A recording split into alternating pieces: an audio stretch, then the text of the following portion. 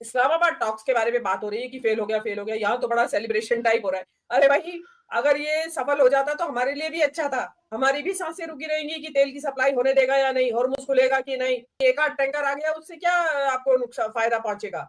तो और न्यूक्लियर, किसी दिन न्यूक्लियर का इस्तेमाल हो ही गया वहां पे अमेरिका द्वारा या इसराइल के द्वारा, तो हमारे अभी आएगा। आप ये समझिए, ईरान से और गुजरात के जो कोस्टल एरिया है उनकी दूरी बहुत कम है, एरियल डिस्टेंस।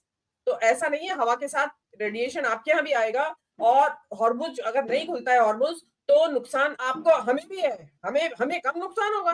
तो इसलिए ज्यादा खुशी मनाने की जरूरत नहीं है, उल्टे तो ये बनाना चाहिए था भाई, ये सफल हो जाए, ये ना तो और हमारा कम से कम दो हमारे ऊपर से एक खतरा टले। लेकिन हम जो है हमारा कुछ अलग ही तरीके से हम लोग नेगेटिवली चार्ज हैं या पता नहीं क्या है। दूसरा बात यह है कि जो जिस तरीके से ट्रंप ने एक घोषणा कर दी थी और टाइम दे दिया था कि 8 बजे के बाद तबाही सभ्यता का अंत हो जाएगा, मतलब वहां पे परमाणु बम से न्यूक्लियर बम एक गिराया जाने वाला था अमेरिका द्वारा ईरान के ऊपर। तो ऐसी स्थिति में जहां की बिल्कुल तैयारी थी, ऑन द वर्ज था, बिल्कुल डलने वाला था, लेकिन बच गए इस इस्लामाबाद टॉक्स की वजह से। तो जब आज जिस जिस देश को एक इतनी भयानक धमकी मिली हुई थी कि एनी टाइम, मतलब उनकी पूरी पब्लिक सड़क पे निकल आई थी कि हमें मारो, पहले डालो हमारे ऊपर बम, न्यूक्लियर बम। तो ऐसी स्थिति में मतलब कोई मूर्ख देश होगा जो ये कहेगा कि नहीं, हम तो परमाणु जो है ये यूरेनियम एनरिचमेंट नहीं करेंगे या हम अपने प्रोग्राम को रोक देंगे। मेरा तो बनना ऐसा है कि रोकना नहीं चाहिए, उल्टे परमाणु बम बना लेना चाहिए। जिस दिन अमेरिका ईरान जिस दिन परमाणु विस्फोट कर देगा, उस दिन ये सारा झगड़ा ही खत्म हो जाएगा। ये जो ईरान का बार बार उठ उठ के आता है ईरान मारने के लिए, क्योंकि उसको पता है कि मेरी हेजेमोनी है बिकॉज ऑफ न्यूक्लियर वेपन्स। तो वो जब पता चला कि एक और के पास आ गए हैं यहाँ पे, तो ये फिर बराबर की लड़ाई हो जाएगी उस दिन, बिल्कुल। बातचीत जो फेल हुई, आपको उसका मुख्य कारण क्या लगता है और क्या यही स्टोरी है या फिर असली स्टोरी कुछ पर्दे के पीछे है जिसको ऑन रिकॉर्ड ना जेडी वैंस बताना चाह रहे हैं और ना ईरान बताना चाह रहा है? मेरा तो ये मानना है कि जेडी वांस को अमेरिका पहुंचने दीजिए, उसके बाद ट्रम्प जरूर कोई ना कोई मैसेज देंगे, कुछ ना कुछ। वो ऐसा ट्रम्प को आप मानते हैं कि वो चुप रहेंगे इस बारे में?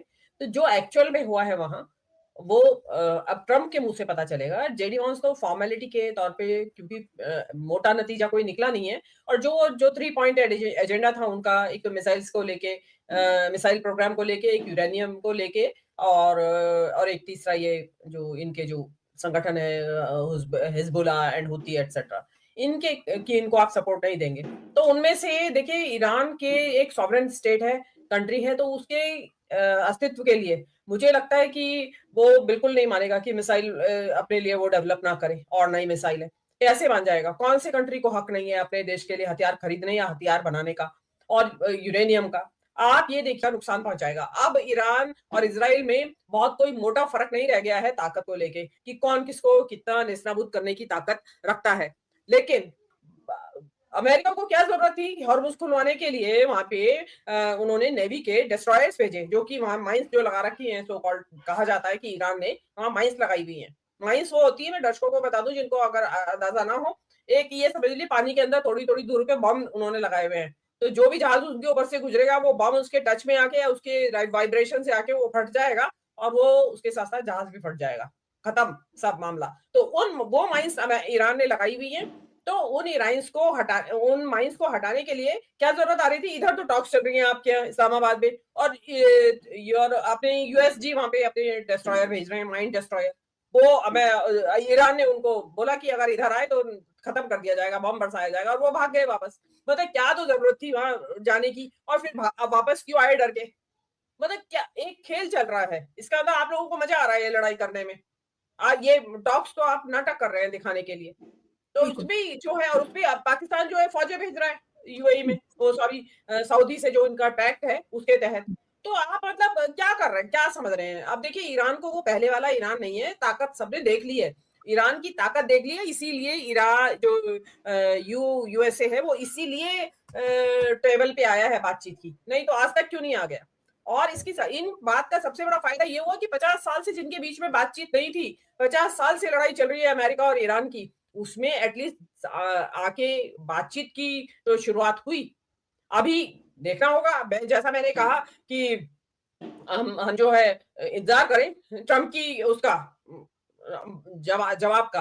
देखिए, क्योंकि ट्रम्प को ये ठीक है कि आपकी टॉक्स फेल हो गई या करवा दी गई या होनी ही थी। हम तो पहले भी मान रहे थे कि ऐसा नहीं है, जो 50 साल से जहाँ झगड़ा चल रहा हो उसमें पहले ही राउंड में सब कुछ बहुत बल्ले-बल्ले करके वो झंडे लहराते हुए निकल जाएँगे। ऐसा कुछ होना भी नहीं था और हुआ भी नहीं। तो ना वो क्योंकि अमेरिका ना तो रेजिम बदल पाया, ना वो वहाँ के न्यूक्लियर खत्म कर पाया और ना वो, और उल्टे खाड़ी देशों में उसके अड्डे और खत्म हो गए। तो अमेरिका को तो नुकसान ही नुकसान हुआ। कुछ भी हासिल, इतनी बड़ी महाशक्ति, सबसे बड़ी महाशक्ति दुनिया के अंदर, और वो कुछ भी हासिल नहीं कर पाए एक अदना से छोटे से देश के सामने। और रही बात ये जो कहा जा रहा है कि हमारे यहाँ होती टॉक्स, हमारे आपके यहाँ होती तो इंडिया क्या कर लेता इसमें? मेरे जो पाकिस्तान नहीं कर पाया वो इंडिया क्या कर लेता? इंडिया क्या यूएस को कुछ दबाव डालने की पोजीशन में है? पाकिस्तान अमेरिकी राष्ट्रपति तो दिन रात मजाक बनाते हैं हमारे प्राइम मिनिस्टर का, घर आते हैं, वो कहते हैं उनका करियर खराब कर दूंगा और तरह तरह की ब्लैकमेलिंग करते हैं। वो क्या मोदी जी के दबाव, किसी भी दबाव में नहीं आते? वो तो किसी के भी दबाव में नहीं आने वाले हैं ट्रम्प तो। ये तो जो भी लोग बैठेंगे, चाहे वो पाकिस्तान बैठा या अगर कोई सेकंड राउंड ऑफ टॉक्स होना होगा तो पता चला टर्की में हो रहा है या फिर इजिप्ट में हो रहा है, जो शर्म अल शेख का नाम फेमस है इन चीजों के लिए कि वहां होती है इस तरह की टॉक्स। तो वहां होगा, निकल के आएगी कोई बात, लेकिन दबाव में ईरान तो शायद किसी की बात मान ले, हो तक यारी दोस्ती में मान ले या पुराने संबंधों का हवाला देके मान ले, लेकिन अमेरिका किसी बात के दबाव में आएगा मुझे नहीं लगता, और अब उसको आने की जरूरत भी नहीं है। वो मेरा मानना ऐसा है कि अमेरिका जो है वो अब सीधे सीधे इस युद्ध में कूदेगा नहीं, बिल्कुल नहीं कूदेगा। और अमेरिका नहीं कूदेगा तो ये लोग आपस में इनका थोड़ी दिन धूम धड़ाका काफी चलेगा, काफी एक दूसरे के ऊपर, वो उसने इधर से मारी मिसाइल, उसने इधर से मारी, और वो फिर थोड़े दिन बाद वो जब बंद हो जाएंगे, एग्जॉस्ट कर जाएंगे। और आप ये मान के चलिए कि इजराइल का जो आयरन डोम, जिसकी वजह से कह रहे थे इजराइल तो बिल्कुल सुरक्षित है, और वास्तव में था भी। ईरान तो कुछ भी नहीं कर पाता था, ईरान की कोई थकी हुई बूढ़ी मिसाइलें जाती थी वहां, वो कुछ नुकसान ही नहीं पहुंचा पाती थी उनको, बस ये था कि हाँ रिटेलिएट कर रहे हैं। लेकिन अब जो है उनका आयरन डोम काफी नुकसान पहुंच चुका है, और अब नया कोई सिक्योरिटी सिस्टम लाएंगे, वो इसमें टाइम लगेगा डेवलप करने में। तो अभी तो देखिए, मैंने फिलहाल तो मेरे हिसाब से तो जो मैं बार बार कह रही हूँ कि एक घड़ी टल गई है, जो एक अनहोनी होने जा रही थी, ये एक न्यूक्लियर बॉम्ब से एक देश को खत्म किया जा रहा था दुनिया के नक्शे से, वो अनहोनी टल गई है। ये इस्लामाबाद टॉक्स का हासिल है मेरे हिसाब से, कुल जमा। जी। कई लोग, लेकिन अमेरिकन यूट्यूबर सिद्धार्थ, मैं आपके पास आ रही हूँ, कह रहे हैं कि भाई कुछ ऐसे रीजंस भी हैं जिसकी वजह से ये टॉक्स फेल नहीं हुई है। मैं कन्वर्सेशंस पर देख रही थी, कुछ लोग ये भी बात कर रहे हैं कि नहीं, ये असल में ये टॉक्स फेल नहीं हुई है। क्या आपको भी लगता है कि कुछ पैरामीटर्स ऐसे हैं जिससे कि हम ये कह सकते हैं कि नहीं, ये टॉक्स बिल्कुल भी फेल नहीं हुई है, बल्कि ये दोनों तरफ के लिए एक विन विन सिचुएशन है? विन विन सिचुएशन है, क्योंकि हमें पता है कि इस युद्ध जैसे शुरू करवाया था इजराइल ने, और अगर बातचीत में इजराइल नहीं है तो दोनों को पता है, ईरान को और अमेरिका को, कि अगर वो घोषित कर देंगे कि हमारी ये टॉक सफल हो गई, अगले 1 घंटे के अंदर इजराइल फिर से बमबारी शुरू कर देगा, तो टॉक्स फेल हो जाएंगी। टॉक्स सफल हो जाएंगी लेकिन युद्ध फिर से शुरू हो जाएगा। इन लोगों को टॉक्स को, मतलब बातचीत को, सफलता का सर्टिफिकेट दिलवाना ज्यादा जरूरी नहीं था। युद्ध में शांति ज्यादा जरूरी थी। हमको ध्यान में रखना है, कोई सर्टिफिकेट से कुछ नहीं होता। इस्लामाबाद टॉक्स सफल हो गई ये कह के दोनों एक दूसरे की गलबैयां लगा लेते और दोनों एक ही हवाई जहाज से लौट रहे होते, और वो लोग अपने अपने देश में उतरने से पहले अगर इजराइल की तरफ से 10 हवाई जहाज फिर से ईरान के ऊपर हमला कर देते तो बातचीत तो सफल हो गई लेकिन युद्ध फिर से शुरू हो गया। ऐसा हो जाता कि कभी कभी डॉक्टर सर्जरी करके निकलता है और बताता है कि ऑपरेशन सक्सेसफुल, पेशेंट एक्सपायर्ड। मतलब उसका क्या मतलब है? ऑपरेशन सक्सेसफुल और पेशेंट एक्सपायर्ड का कोई मतलब नहीं होता है। इसीलिए मेरे ख्याल से हमको ये ध्यान में रखना है कि अमेरिका और ईरान दोनों ही आज ये कह रहे हैं कि बातचीत अटकी ईरान की परमाणु क्षमता और हॉर्मुज के कब्जे पर। दोनों ही ये बात कह रहे हैं, दोनों ये कह रहे हैं कि बातचीत अटकी है ईरान के परमाणु क्षमता और हॉर्मुज के कब्जे पर। मतलब आज अमेरिका ये मान रहा है कि ईरान एक परमाणु शक्ति, महाशक्ति भी है, और हॉर्मुज के कंट्रोल के चलते आर्थिक और सामरिक महाशक्ति भी है। कल तक जिसको आप आतंकवादी देश कह रहे थे, आज आप कह रहे हो कि वो परमाणु शक्ति भी है। आज आप कह रहे हैं कि वो आर्थिक और सामरिक महाशक्ति भी है क्योंकि हॉर्मुज पर कंट्रोल है। तो दो महाशक्तियों के बीच में कभी भी युद्ध नहीं होता, क्योंकि उसका नतीजा हमेशा प्रलय होता है। अमेरिका और रशिया के बीच में भी यही होता था, मैड करके एक आता था, म्यूचुअली अश्योर्ड डिस्ट्रक्शन। दोनों के पास इतनी ताकत थी कि एक अगर इसको एक बम मारेगा तो वो 50 बम मार के दोनों खत्म हो जाएंगे, पूरी दुनिया ही खत्म हो जाएगी। तो क्योंकि हमको किसी को पूरी दुनिया खत्म नहीं करनी है, दोनों को पता है कि हम एक दूसरे को हरा नहीं सकते, इसीलिए युद्ध शुरू होने के बाद अमेरिका का, अब आपने पूछा कि क्या एक विन विन सिचुएशन क्रिएट हो सकती है। मेरे ख्याल से विन विन सिचुएशन क्रिएट हो चुकी है, क्योंकि युद्ध शुरू होने के बाद से अभी तक अमेरिका का तेल ज्यादा बिका है। मतलब 40 लाख करोड़ रुपए का अमेरिका को शुद्ध विशुद्ध फायदा हुआ है ये युद्ध शुरू होने के बाद, क्योंकि हॉर्मुज बंद होने के चलते दुनिया भर के काफी सारे देश अमेरिका के पास जाके तेल मंगवाना शुरू किए हैं। भारत ने भी, आपको याद होगा, अमेरिका से एक टैंकर गैस मंगवा लिया है जो इससे पहले आपको हॉर्मुज से आता था।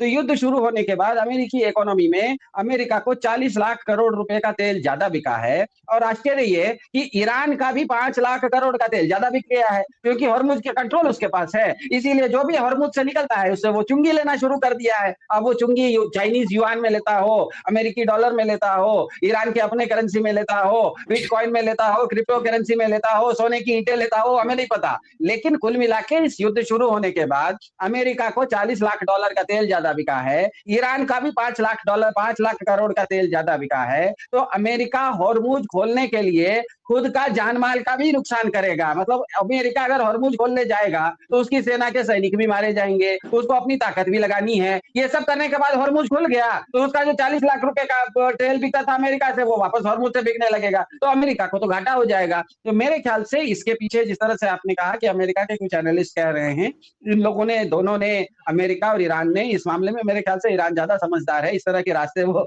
ईरान शतरंज का मास्टर है, उसी ने वांस साहब को कहा होगा कि देखिए, आप अगर, हम लोग यहाँ पर अगर हाथ मिला लेते हैं कि बातचीत सफल हो गई, तो आप जैसे ही बातचीत सफल हो गई, हम और आप एक दूसरे को माला पहनाएंगे गले में ना, तो इजराइल तब तक फिर बमबारी कर देगा या तो लेबनान या मेरे ऊपर। फिर हम लोग कठिन परिस्थिति में भी बैठ जाएंगे कि बातचीत तो सफल हो गई, युद्ध फिर से शुरू हो गया। इसीलिए हम लोग एक ऐसा डील करते हैं कि बातचीत असफल हो गई, इजराइल भी खुश है, इजराइल को भी लग रहा है कि युद्ध हो रहा है, हम लोग आपस में बमबारी कम कर देंगे, धीरे धीरे हॉर्मुज से हम भी अपना जहाज निकालना शुरू करेंगे। आपने भी मान ही लिया कि परमाणु शक्ति है। मुझे समझ में नहीं आता कि 10 महीना पहले जो अमेरिका कह रहा था कि हमने ईरान की पूरी परमाणु क्षमता नष्ट कर दी, आज आप खुद कह रहे हो कि हम ईरान को कह रहे हैं कि अपनी परमाणु क्षमता कम करो। जो चीज है ही नहीं वो कम कैसे करेगा भैया? इसका मतलब ही है कि दोनों ने अपना अपना स्टैंड बदला है। ईरान भी अब वो क्या कहते हैं, डेथ टू अमेरिका वाला नारा नहीं दे रहा है। मतलब अमेरिका ना अब ईरान को आतंकवादी देश बोल रहा है और ना ईरान अमेरिका को डेथ टू अमेरिका बोल रहा है। दोनों बोल रहे हैं कि हाँ, हमारी बातचीत 21 घंटे तक हुई, 40 साल के बाद पहली बार हुई, बहुत अच्छे माहौल में बातचीत हुई। बस ये है कि बातचीत